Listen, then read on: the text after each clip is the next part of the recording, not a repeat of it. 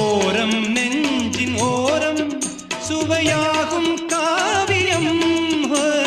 ஓரம் நெஞ்சின் ஓரம் சுவையாகும் காவியம்.